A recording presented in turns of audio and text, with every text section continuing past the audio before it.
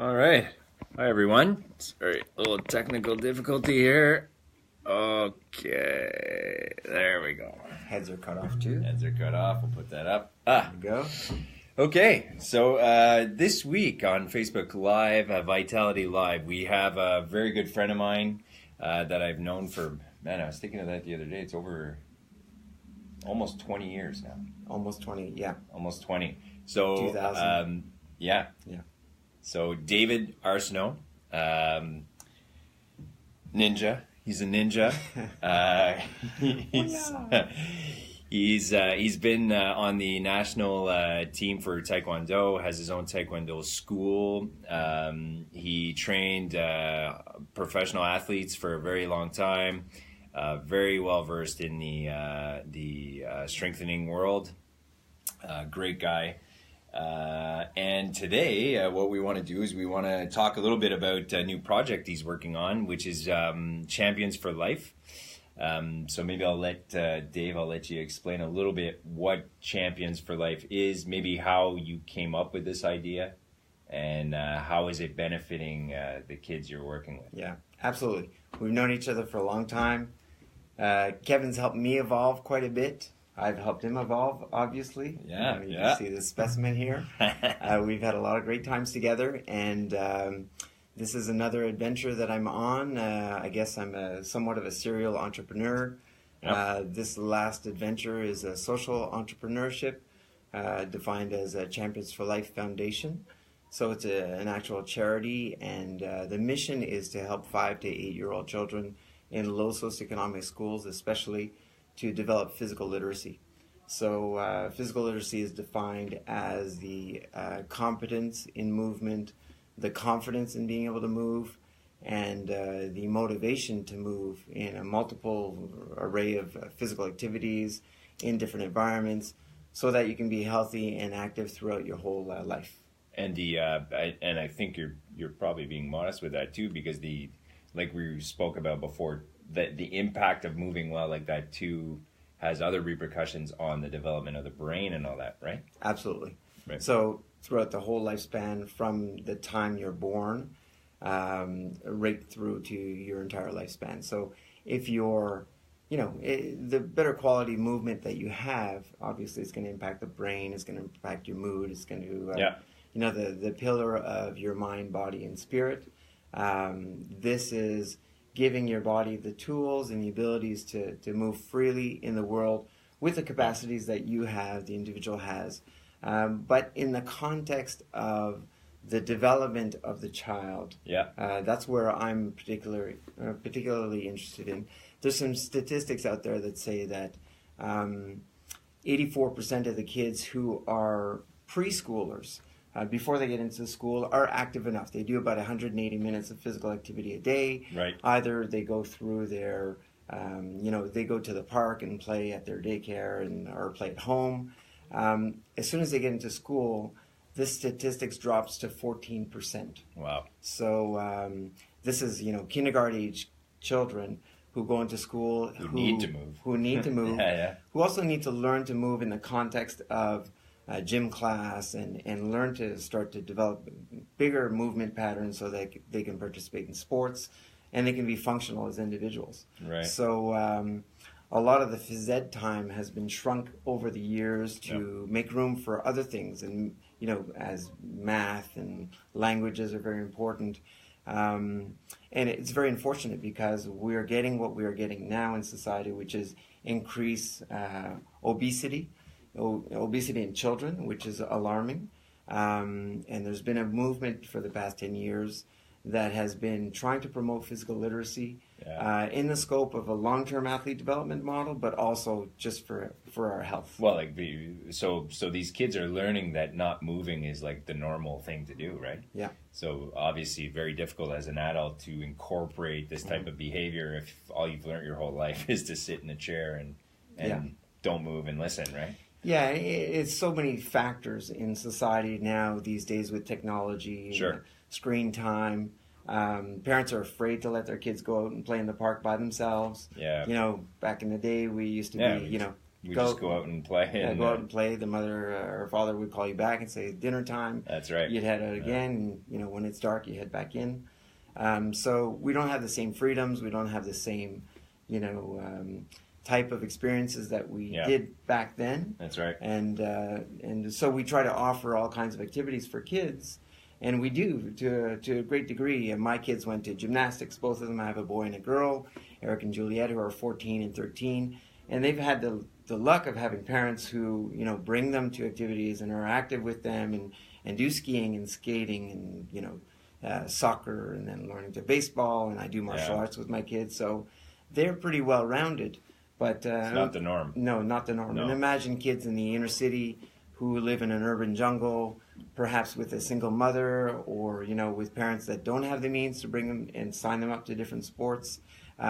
Recent immigrants that come in that don't know, like they've never seen snow, they've never been on ice, they isolate themselves during the winter, and these kids go to school, and in kindergarten, grade 1, there's not a lot of phys ed, and even throughout the other grades as well, but at a moment where you're supposed to be learning how to read and write, you should also be learning to continue to explore your movement. Absolutely. There's a specific way in which we learn to write. So as you learn your letters and form your sounds with combination of the letters and phrases, and it takes time. It takes years before someone's able to read. Sure. So and plus, too, I guess if they're not doing it properly with either like that and or movement, you can learn bad patterns also, right? Exactly. So, have you seen, like, because obviously one big thing that's like pretty rampant now is they keep talking about kids that are have attention deficit and these types of issues, hyperactivity, things like that. Now, have you gotten to see if there's any impact from kids starting to do these programs and things like that where it's benefiting them? Absolutely. There's research that says that there's a link between the coordination of the child versus how you coordinate your thoughts. So how you attend to things, how you approach, a situation cognitively, and also physically, and emotionally. So absolutely, it's very linked together. So again, it almost brings it back. Like we're constantly talking when Sean and I are talking, or Jay, about the triangle. Like you mentioned before, without even realizing it, about the physical, mental, and chemical aspects of how the body works. Yeah. Well, the foundation is the structure. Absolutely. So, like you were saying before, your program is basically to create this more sound foundation so that the other ones can have a better balance, right? Yeah, absolutely. So that's great. Absolutely. And so, let me go ahead. The end goal. What's the purpose of life? Okay, so I heard something a few weeks ago saying life is to enjoy it and also to endure it. Yeah. Because things happen in life and we have to go through it and push through. And if we don't have the tools to endure life and push through, then how are we going to be able to enjoy it as much as we can? Exactly. So, if you think of literacy as learning to read so that it can give you opportunities in life to work in different fields. Yeah. So in many poor countries where there's no literacy, you have very little choices. You scramble for food, you work for people, you do manual labor, and you're pretty much pegged to live that life. But if you get educated and you go out and you learn things and you can have opening doors. So same thing when we move. The ultimate goal is to be able to move freely and move in multiple ways so that we can be able to, fully express ourselves. And the end point of literacy is really being able to express yourself and to be able to interpret movement as well. Sure. So if you look at the best performing athletes or physical performers and you think of dance or circus or hockey or any sport, these people make it look easy. They make it look like, it's very graceful. It's very beautiful to watch. Well, we can all have that feeling when we connect with movement. And when we learn how to move and we learn about our bodies and we can move in different ways, and it really opens the doors to many things. Yeah. Whether we like to dance or whether we like to to swim or whatever it may be. I know there's a lot of research on the effect of movement, coordination, and working on these things, and the effect of plasticity on the brain, which is very interesting. So, which ultimately, again, when we're thinking of optimizing our experience, the integrity of the brain is essential. Yeah. And so the more we have like a stimulation or a sound stimulation of the brain and many facets from intellectual to physical to emotional, that development or that optimal environment in the brain, the plasticity part, is at its peak. Yes. So that's really cool that you're doing this, because that the effect on the brain is probably far more than people realize. So the cool thing is like so now I think the last year, right, the Montreal Canadiens are helping with the program as well. Yeah, so the past 2 years, the Montreal Canadiens Children's Foundation has been our major partner. Nice. And they give us a lot of financing, a lot of support, help us with visibility.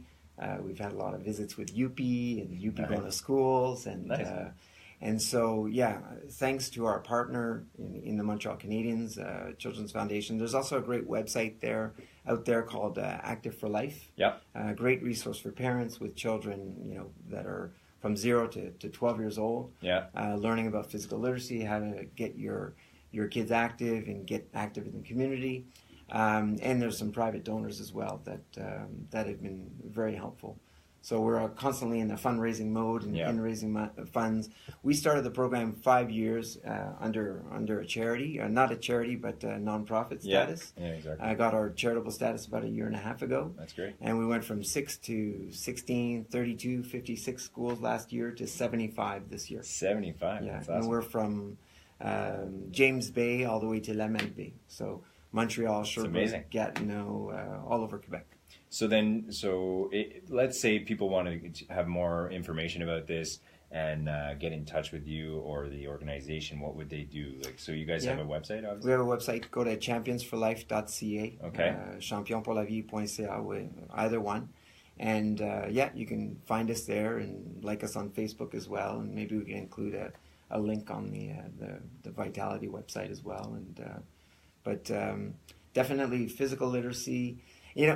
And the reason I got into this, and maybe we can talk about this for a little bit, is that I trained athletes. I trained high-level athletes. And then as a result, I trained a lot of teenagers who wanted to be high-level athletes. Yeah. And, parents saying, oh, well, you train so-and-so. Can you train my son to, so that they can be, or my daughter, so they can be amazing athletes. That's right. And what I found was a lot of the athletes that I had, even the elite athletes, were lacking basic fundamental movement skills. Motions, pretty significant sometimes. Significant. Squatting patterns, landing on 2 feet, landing on 1 foot, rotating, moving their bodies in different ways. And really, this drew my attention. I had to go back. I ran a very small shop called Paint Station. Yeah. We trained up to 50 athletes in a summer. And it was very close. We had 3-4 trainers, and it was very close-knit. We knew our people. We'd work with them 2 hours a day minimum, 5 to 6 days a week. Yeah. We were on the ice with them, off ice, not being hockey experts myself, more from a martial arts background, but just seeing how they move. Yeah. And breaking the movement down and making them more efficient. Right. Imagine a child who's just starting to throw, and maybe they're 5-6 years old and they're signed up at baseball. Well, if you do the technique wrong, you don't need to be stronger to learn to throw faster. You just need to throw better. Be more efficient, And all of a sudden you're throwing 2 and 3 and 4 times further. And we haven't trained anybody. There's a big difference between training somebody and practicing a skill. Yeah. Well, it's like golf, right? Everyone tries to kill the ball that you hit it smoothly and it goes further, right? Exactly. So would you say then, going back to like the athletes that we see, like young athletes that are lacking certain fundamental motion, like would you attribute that to like what we see in my office all the time now is like kids playing hockey that play hockey all year round. They don't play any other sport, so they're their learning pattern is stuck to one basic motion. Yeah. So would you say that's maybe the reason behind some of these deficiencies that they have? Or I would say absolutely. They have these incredible strengths. Right. And like you said, there's no plasticity. There's no, they're so good at this one thing. Well, as soon as you take that one thing away from them, they become neutralized. Sure. So it could be an injury in a certain way, or I saw so many skaters that could only turn effectively one direction. Yeah. So like Zoolander. Yeah. You only turn left. Exactly. Or right. I don't remember which. Yeah.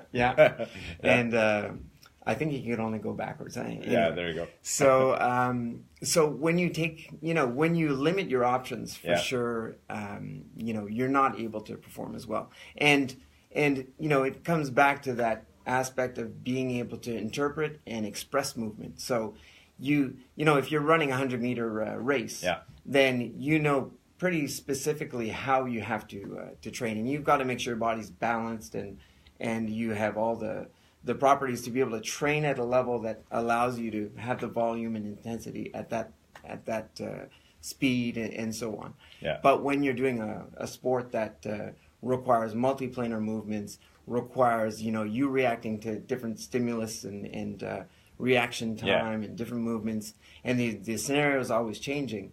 Well, you need to have a big warehouse of tools that you can pull in, and and the more you have of these, the more your mind, the more your emotions are able to align more, with that like you well. said before, more well-rounded because you've experienced many different things instead of just one. Yeah, exactly. Then you get out of your comfort zone whenever you're doing something different, right? Yeah. So I guess the biggest thing to take away from this is with your kids, what would be essential is to do many different activities, allow them to do these multiple motions in order for their body to learn and for their brain to develop properly. Yeah.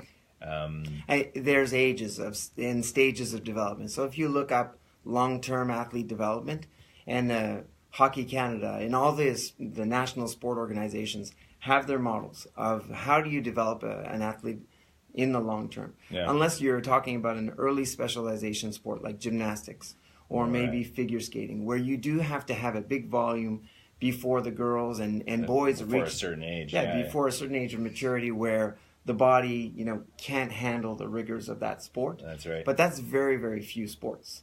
This 10,000 hours principle applies to all kinds of activities that you can do that prepare you for your sport.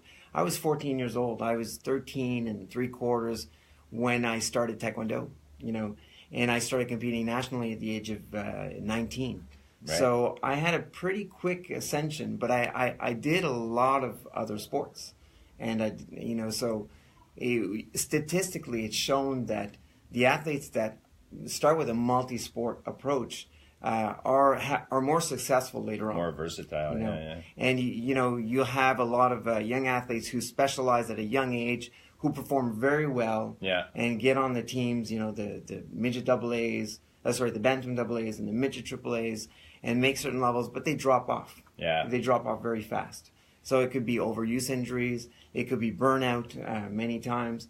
So they've done like almost too much of that one sport, and you kind of reach that plateau at some point, right? Yeah. Which they say is, what is it, that 10,000 hours or something like that, or the 10-year period where it just kind of it just. So I see it in kids a lot, like even kids like that are hitting that 16 years old and they just have no more interest in that sport anymore, but it's because they've been playing it since they were 5, and that's all they know. So there are the exceptions that just eat it up all, and they do it any time of the day, which is fine. But the key is to not apply the rules of the exceptions to the majority, to the masses.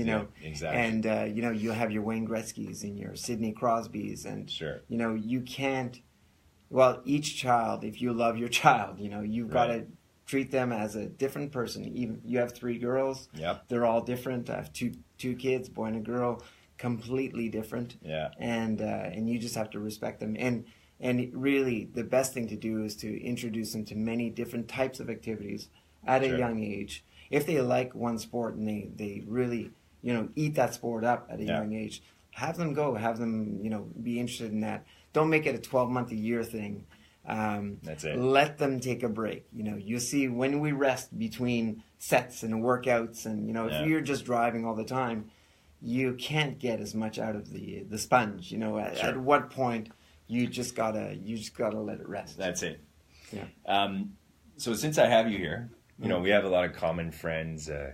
We've done a lot of. I used to attend some of these pain station sessions, and if anyone knows Dave, he's a bit of a freak when it comes to exercise and just performance. Like, it's unbelievable how much this guy's in shape. I've known him for a long time. Absolutely ripped. So I want to give you a chance to come clean. I had a lot of people asking me, like, how does Dave do this? And I said, well, I'm not taking my shirt off. My classic might improve some ratings, but I know Dan would love it. Anyways, so either, I always said it's because you have super tight skin. That's why you're so ripped. But potentially either you're on steroids and or you're not from around here, right? So it's either alien, tight skin, or steroids. So A, B, or C. I've got this really good therapist, Jay, who said he'd make an appearance today, but I haven't even. And I've been drinking my water after your podcast. So there you go. It must be the water podcast. It's the water podcast. Okay, all right. So what's the question? No, because there was no. The question was, how is it possible that you are this in shape and this fit? And I said, well, chances are it's because he has super tight skin. I'm an alien. Yeah, exactly. Okay. Really so it's C. It's C, everybody. Yeah. So I do what I love. Yeah. Which is I still enjoy practicing and teaching Taekwondo. And, doing things that I don't do things at the same level as I used to. Yeah. And I make sure I listen to my body. So usually I go into a gym now. I go to Pete and Mel's sports specialist. So if you guys are watching, then great job, great facility. Yeah. Honestly, I don't have a program anymore. My program is to stay active as often as I can. I can't count how many times you've told me that, right? And I think that's probably great advice for everyone out there. Is again on the same theme of what you're talking about with Champions for Life. Is just move. So I'd always tell Dave, well, I get home and my kids, they're all over me and I can't get a workout. And he goes, well, why don't you just do the workout with them? And that's what I started doing. And, I'd have one of my daughters on my shoulders doing squats. You got to make it fun. So if anything, if you guys can take that advice, that will just make working out that much more enjoyable. And so again, if anyone has questions about Dave's project, Champions for Life, amazing concept, you can reach them on their website. And hopefully we'll see you guys next week. Great. Thank you very much. Thanks again, man. See you later. Cheers.